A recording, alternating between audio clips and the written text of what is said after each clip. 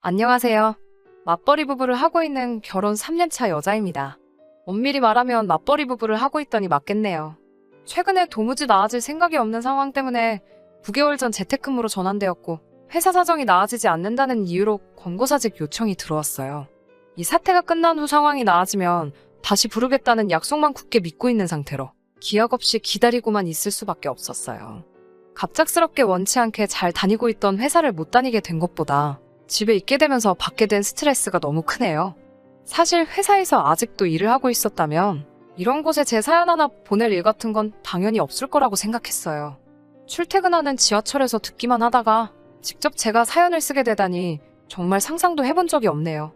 해도 너무한 시어머니 때문에 쉬는 동안 집에서 맘고생만 하다가 얼마 전에 그나마 한 번은 되돌려드릴 기회가 있었어요. 그 이야기를 해볼까 합니다. 제가 권고사직을 당한 뒤 얼마 후 뜬금없이 시어머니한테서 먼저 연락이 왔어요. 집에만 있으니까 심심하지 않냐며 신우도 외출했고 집에 어머님밖에 안 계시다고 점심 식사나 하러 오라고 하시더라고요. 여기까지만 들으시면 딱 보기에는 혼자서 침울해 있는 며느리 걱정해주시는 좋은 시어머니처럼 보이지 않나요? 하지만 사실 본심은 그게 아니세요. 사실 시어머니는 결혼하고 나서 제가 전업주부가 되지 않고 계속 회사를 다니겠다고 했을 때 엄청 노발대발하시며 반대를 하셨어요. 처음 회사에서 권고사직 이야기를 들었을 때 겉으로는 내색을 안 했지만 저는 거의 멘붕 상태였거든요. 남편의 월급도 220 정도로 나이에 비해 턱없이 적은 편이기도 하고 아직 갚아야 할 대출도 많았고요. 신랑하고 저 사이에 아직 아이는 없지만 언젠가 생길 아이를 위해 미리 한 푼이라도 더 벌 수 있을 때 최대한 많이 모아두고 싶었어요. 아이가 하고 싶은 게 생겼을 때 경제적으로 여건이 안 되면 아이한테도 미안하지만 저희도 그것 때문에 얼마나 마음이 찢어지겠어요. 그런 생각에 저와 신랑은 못해도 대출금이라도 다 갚은 뒤에 천천히 아이를 가질 계획이었어요. 그때가 되면 직장을 그만두고 아이 뒷바라지 해주는 전업주부를 할 생각도 있었는데 예상하지 못한 실직에 적잖이 당황했었어요. 시어머니는 권고사직을 당한 저의 이야기를 처음 들으셨을 때 위로는 못해줄 망정 너 내가 그럴 줄 알았다. 결혼했으면 여자가 집에서 애나 키워야지 무슨 일을 한다고 그러냐? 이참에 그냥 빨리 아이나 만들어서 다시 출근할 생각 말고 애나 키워라. 이런 식으로 이야기를 하셨어요. 아무튼 그 일이 있고 나서 저한테는 그런 사소한 말들이 큰 상처로 남아 안 그래도 멀게만 느껴졌던 시어머니인데 그런 시어머니가 난데없이 점심 식사를 하자고 부르셨으니 더욱 더 불편하고 가기 싫어졌어요. 어떻게든 피할 방법을 찾았지만 별다른 변명거리가 떠오르지 않더라고요. 결국 마스크 꽁꽁 싸매고 시댁으로 출발했어요. 시댁은 저희 집에서 그렇게 멀지 않은 거리에 있습니다. 지하철을 한 번 갈아타기는 하는데 그래도 역 7개만 지나면 되거든요. 택시를 타도 10,000원 안짝으로 나와요. 그래도 암만 시어머니가 먼저 부르셨어도 택시비라도 아껴서 배달음식이라도 하나 시켜드리려고 지하철을 타고 갔습니다. 도착하자마자 시어머니는 대뜸 왜 이렇게 빨리 왔냐며 대번에 혹시 택시 타고 온 거냐고 물어보시더라고요. 지하철 탈 때부터 환승하는데도 열차가 빨리 도착해서 그랬다고 대답하니 의심쩍은 눈초리로 저를 쳐다보셨어요. 이미 저를 맞아주셨을 때부터 쌀쌀맞은 표정이셨는데 그렇게 보자마자 기분 나빠하실 거면 뭐하러 부르셨는가 싶더라고요. 그래도 최대한 참으면서 식사는 뭘 드시고 싶냐고 여쭤보고 짜장면이랑 탕수육이라도 하나 시켜드릴까요? 하고 물어봤어요.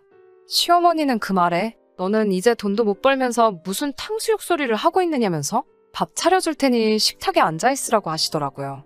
점심 식사하자고 부르셨는데 냉장고에서 밑반찬 몇 개 꺼내서 식은 밥 전자레인지에 대충 데우시더니 식탁 위에 올려주셨어요.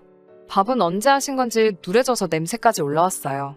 뭐하러 부르신 건가 싶었던 게 시어머니는 벌써 식사를 하셨다고 저만 먹으라고 하더라고요. 저 혼자 밥을 먹고 있는 내내 시어머니는 제게 따로 아무런 말도 하지 않으셨어요. 밥을 다 먹어갈 때쯤에나 되어서 시어머니가 제 회사에서는 무슨 연락이 있었느냐고 물어보시더라고요. 기다리고는 있는데 아직 아무 소식 없다고 말씀드렸죠. 시어머니는 먼저 그렇게 물어보셔놓고는 제 대답이 만족스럽지 못했던 건지 또 아무 말씀 없으셨어요. 정적은 제가 식사가 끝나도 계속 이어졌어요. 시어머니는 거실 소파로 가서 앉아 텔레비전을 켜셨고 저도 먹은 거 설거지를 하고 와서 한 칸 건너 자리를 비워두고 소파에 앉았죠. 같이 한 공간에 있는 것도 불편한데 거기에 아무 말씀도 없으시니 그게 더 불편했어요. 오죽하면 평소처럼 시비라도 걸어주셨으면 하는 생각이 들기까지 했으니까요. 시계를 보니까 신랑이 퇴근할 시간이 한참 남았었는데 그래도 그걸 핑계 삼아서 자리에서 일어났어요. 같이 밥 먹자고 부르셔놓고는 저만 오래돼서 누래진 밥 주시고 진짜 왜 부르신 건가 싶었으니까요. 남편 퇴근할 시간이 다 되어가지는 않았지만 저녁을 준비해야 된다는 이유로 이제 그만 가봐야겠다고 말씀드리고 일어났어요. 시어머니는 잠깐만 기다려보라며 줄 게 있다고 하시더니 베란다로 들어가셨어요. 시어머니는 베란다에서 나오시면서 안쪽이 살짝 비치는 하얀색 반투명한 비닐봉지를 들고 나오시더라고요. 희미하게 비치는 봉지 안에 들어있던 건 이빨로 베어문 자국대로 분홍빛 과육이 듬성듬성 남아있는 누가 봐도 다 먹고 버린 수박 껍데기였습니다. 베란다에 두신 지는 한참 된 건지 봉지 안에 새까만 깨알 같은 게 이리저리 날아다니는 게 초파리까지 생겨있더라고요. 줄 게 있으시다더니 음식물 쓰레기를 들고 나오시길래 처음엔 뭔가 싶었지요. 집에 가는 길에 버리라는 건가 싶어 봉지를 받으면서 제가 대신 버려드릴까요?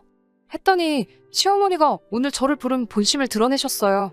이걸 아깝게 왜 버리냐면서 어제 먹고 남은 건데 텔레비전 보니까 수박 껍데기로 찌개 끓여 먹으면 아주 맛있다고 들었다 하셨어요. 그리고는 저보고 그걸 가져가서 집에서 찌개를 끓여 먹으라는 것 아니겠어요? 이빨 닿은 부분을 다 제거하고 반찬통에 정갈이 담아주셨다 해도 가져갈까 말까 한 것을 초파리가 윙윙 꼬여있는 상태로 봉지째 주면서 대뜸 그걸로 또 찌개를 끓여 먹으라니 누가 그걸 가져가고 싶겠어요? 그래서 아니라고 신랑하고 오늘 같이 해먹으려고 사놓은 밀키트가 있어서 필요가 없다는 식으로 돌려서 대답했어요. 그러자 시어머니가 대번에 누가 아들 먹이라고 주는 건 줄 아느냐며 저보고 내일 점심에 해먹으라고 주는 거라 하시는 거예요. 저는 제가 잘못 들었나 싶어서 네? 그게 무슨 말씀이세요? 하고 대답했지요. 이어지는 시어머니의 대답에 저는 할 말을 잃고 말았습니다. 보아하니 회사에서는 돌아갈 가망도 없이 완전 잘린 것 같은데 이제 돈도 못 벌게 된 지도 한참 지났는데도 아직도 아이 소식도 없지 않느냐고 말하시면서 아들이 혼자서 힘들게 벌어오는 돈을 제가 흥청망청 쓰고 있다는 듯이 이야기하더라고요. 회사 다닐 때보다 살도 뒤룩뒤룩 쪄가지고 안 봐도 제가 집에서 아들이 벌어온 돈으로 놀고 먹으며 뭘 하고 있는지 뻔히 보인다고 몸소 절약을 실천할 수 있게 자기가 저를 도와주는 거라 하시더군요. 마음 같아서는 점심때마다 딴짓 못하게 시가로 불러 식사를 하고 싶지만 매번 시어머니가 며느리 밥상 차려주는 것도 웃기지 않느냐며 차라리 이참에 절약하며 사는 법을 가르쳐줄 테니 잘 배우라고 하셨어요. 정말 어이가 없었습니다. 말이 끝나자마자 수박 껍데기가 담긴 봉지를 저에게 쭉 들이미는데 지하철 타고 가야 하는데 이걸 어떻게 들고 가냐고 신랑이 출근할 때 차를 가져갔으니 퇴근길에 들려서 가져오라고 시키겠다고 했어요. 시어머니는 완강하게 가져가지 않겠다고는 제 말에 혀를 찢찢 차시면서 됐다고 대답하셨습니다. 네가 온 김에 가져가는 게 맞지. 고작 이런 것 때문에 바쁜 우리 아들 오라가라 할 수가 없다며 시어머니 알기를 아주 우습게 안다고 제가 안 가져가면 버릴 테니 이리 달라고 하시더라고요. 어차피 버릴 거면 음식물 쓰레기가 맞다는 거고 시어머니 본인도 수박 껍데기로 찌개를 끓여 드실 생각이 없어 보였는데 그럴 거면 당최 저한테 왜 주시려는가 싶었어요. 지하철을 타러 가려니 여기까지 100마리는 되는 것 같고 안 그래도 더웠던 날에 짜증까지 나니 몸에 열이 확 올라서 그냥 지나가는 택시를 잡아 집으로 돌아왔습니다. 신랑이 퇴근하면 이 사실을 낱낱이 말해서 시어머니가 앞으로 제게 이런 식으로 하지 못하게 해달라고 하려고 벼르고 있었어요. 신랑이 퇴근하고 들어왔는데 문을 쾅 하고 닫고 들어와서는 저에게 대번에 화를 내더라고요. 자초지종은 듣지도 않고 시어머니가 전화로 선수를 치신 건지 너는 우리 엄마가 우습게 보이냐면서 화를 내더라고요. 생각지도 못한 남편의 반응에 시어머니가 대체 내가 뭘 주신지 아느냐고 한마디 따져 물었죠. 돈도 못 버는 게 집에서 밥만 축낸다고 먹다 버려서 초파리가 들끓고 있는 수박 껍데기로 찌개를 끓여 먹으라 주셨다고 하니 남편도 그 말에 할 말이 없었는지 아무 말도 잊지 못하고 부들거리고만 있었어요. 그렇지만 저에게 또 바로 사과하자니 그건 남편에게 자존심이 허락을 하지 않았는지 저에게 다시 화를 내면서 말했어요. 시어머니가 걱정해서 신경 써주신 건데 아무리 싫어도 그렇지 신경 써서 주신 걸 됐다고 면전에다 대고 싫다고 하는 게 맞냐고 그거야말로 우리 엄마 성의를 무시한 게 아니냐며 끝까지 제 입으로 제가 잘못했다고 말하는 꼬라지를 보고 싶은가 싶더라고요. 그래서 그렇게 수박 껍데기가 좋으면 너가 가져와서 실컷 처먹으라고 말하고 저도 남편이 했듯이 문을 부서져라 닫아버리고 방 안에 틀어박혔습니다. 그렇게 한동안 신랑하고는 말 한마디 주고받지 않고 지냈어요. 암만 시어머니와 있던 일이라도 지 마누라가 부당한 일을 당했는데도 고집을 부리면서 끝까지 저만 잘못한 거고 시어머니는 아무 잘못 없다고 일관하는 모습이 너무 화가 나더라고요. 어디다가 풀 곳도 없고 저도 원치는 않았지만 친정엄마한테 전화해서 이 사실을 이야기했어요. 시어머니와 작은 마찰이 있을 때 이런저런 사건들을 친정엄마에게 이야기했더니 저보다 더 붕괴하시고 괜히 결혼을 허락했다며 스트레스 받으시면서 마음고생을 하셨거든요. 또 이런 일로 스트레스 받으실까 싶어 친정엄마한테는 되도록 시어머니와 있던 일을 말하지 않으려고 했는데 친정엄마는 역시나 그날의 사건을 가지고 미친 거 아니냐며 치를 떠셨죠. 엄마가 좋은 생각이 있다고 말하시고는 연락을 끊으셨어요. 그 후로 몇 일이 지난 어느 날이었어요. 친정엄마가 저한테는 따로 연락도 없이 서울로 올라오셨더라고요. 미리 말해주셨으면 터미널까지 마중을 나갔겠지 않았냐고 하니 저도 미리 알았으면 안 되는 일이었다고 하면서 양손 가득 들고 오신 아주 특별한 식재료들을 꺼내시더라고요. 엄마한테 이게 다 뭐냐고 했더니 넌 보고만 있으라고 말하고 주방으로 들어가셨어요. 한참 동안 주방에서 왔다 갔다 하시면서 음식을 하시는데 왜소한 체구에 엄마가 그렇게 듬직해 보였던 적이 또 없었네요. 저녁 7시쯤 신랑이 퇴근을 해서 돌아왔어요. 예정에도 없던 친정엄마가 신랑을 반겨주니 엄청 당황하더라고요. 친정엄마는 신랑한테 얼마 되지도 않는 돈 벌어오느라고 이 시간까지 아주 고생이 많다고 뼈가 있는 한마디를 하시며 반겨주시더군요. 신랑이 당황해서 어버버거리고 있는데 엄마가 푼돈 버느라 고생하는 우리 사위 맛있는 저녁이나 한번 대접해보려고 솜씨 한번 발휘했다 하셨어요. 식탁에 앉은 남편은 제 눈치만 보면서 안절부절 못하고 있고 엄마는 일단 이걸로 속 좀 따뜻하게 하라고 닭죽을 내왔어요. 신랑이 식탁 위에 올라온 닭죽을 보더니 표정이 서서히 굳는 게 보이더라고요. 엄마가 준비한 첫 번째 스페셜 요리였어요. 그냥 보기에는 평범한 닭죽이지만 거기엔 먹다 남은 치킨뼈가 몇 개씩 꽂혀 있었어요. 물론 닭죽은 따로 정성스레 끓이신 거예요. 그냥 거기에다가 배달시켜 먹고 남은 치킨뼈를 깨끗이 씻어서 죽 위에 하나씩 꽂아 넣으신 거죠. 마치 그걸로 국물을 우려낸 것처럼 보이게 하려고요. 신랑은 그릇을 받고도 숟가락을 뜨고 있질 못하더라고요. 엄마가 그런 신랑을 보고 왜 안 먹느냐고 물어보시고는 아차차 내 정신 좀 봐 하시면서 혹시 지금 짠 반찬이 없어서 못 먹는 거냐고 하셨어요. 그러고선 2가지 반찬을 상위에 올려주셨어요. 신랑이 좋아하는 고추장 멸치볶음과 파김치였어요. 단지 그것도 평소에 해주시던 것과는 다른 모습이었지만요.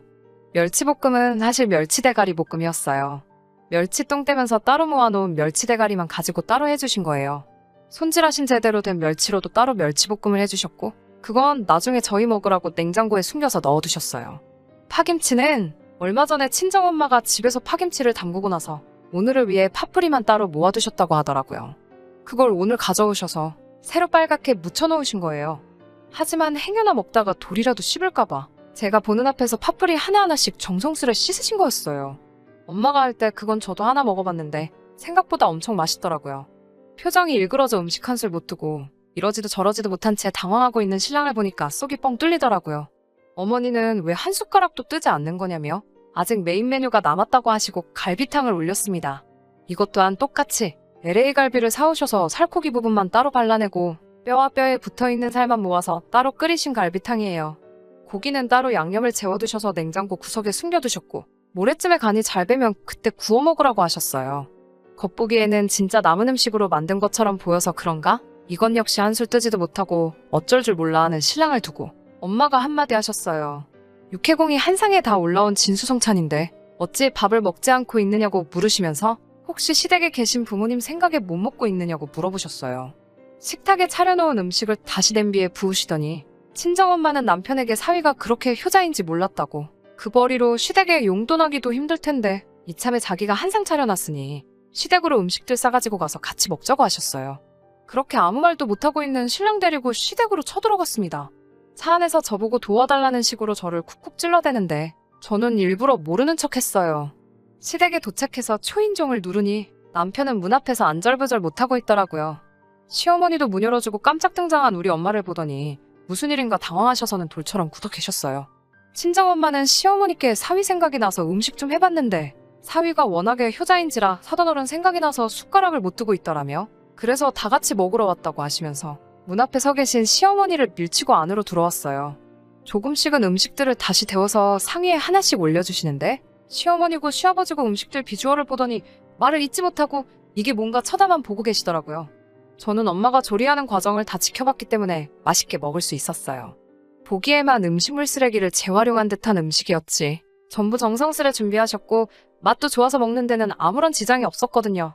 저랑 친정엄마는 신랑을 포함한 시댁 식구들 밥 한 술도 못 두고 멀뚱멀뚱히 지켜보는 가운데 상위에 차려진 음식을 전부 다 끝냈어요. 그리고 친정엄마가 입을 열으셨죠. 다 깨끗한 재료로 만든 거고 못 먹을 거 드린 거 아니라면서 음식들은 전부 깨끗한 재료들로만 만든 거라 설명해 주셨어요. 당장 사부인도 재활용된 재료로 만든 듯한 음식을 못 드시는데 그깟 돈 얼마 못 번다고 음식물 쓰레기로 반찬해 먹으라고 주신 건 해도 너무하신 거 아니냐고 따지셨어요. 직장을 잃은 게 제가 아니라 사위였다고 해도 음식물 쓰레기를 먹으라고 주지는 않으실 테지요? 그러니 앞으로 이런 식의 일로 제 딸한테 연락받는 일은 없었으면 좋겠습니다. 하고 말씀하셨어요. 친정엄마의 출동에 시어머니는 꼼짝도 못하고 꿀먹은 벙어리 마냥 대답도 못한 채로 저희가 보는 앞에서 친정엄마가 해주신 음식을 뜨셨어요. 저희가 집에 돌아가는 길에 시어머니께서 저희 엄마를 따로 불러서 죄송하다 사과하시고 저한테도 미안하다고 짧게 한마디 하셨어요. 그때 일로부터 벌써 4개월이나 지났어요. 먼저 다니던 회사에서는 끝내 연락이 오지 않았지만 저한테 몇 군데 회사에서 먼저 같이 일해보고 싶다는 스카웃 제안을 받았습니다. 심지어 그때보다 월급도 더 많이 받게 되었어요. 신랑에게는 이제 제가 신랑보다 2배 가까이 벌게 되었는데 이참에 신랑에게 너가 전업주부를 하는 게 어떻겠냐고 적어도 음식물 쓰레기로 점심을 때우라고 하진 않겠다고 장난식으로 이야기를 합니다. 남편은 그때 생각을 하면 아직도 소름이 돋는다고 경기를 일으키며 장난치지 말라고 말해요. 물론 이 사건들이 시어머니 자존심을 건드렸는지 요즘은 따로 저를 부르시거나 연락하는 일이 없기는 한데 차라리 그렇게 안 보고 지내니까 오히려 마음은 더 편하네요. 신랑도 그날 이후로 제 눈치를 보고 있고요. 모자란 것도 없는데 매번 시댁에 당하고만 살다가 친정엄마 덕분에 기펴고 살 수 있게 되어서 너무 좋습니다. 이래서 다들 친정엄마 하는가 봐요.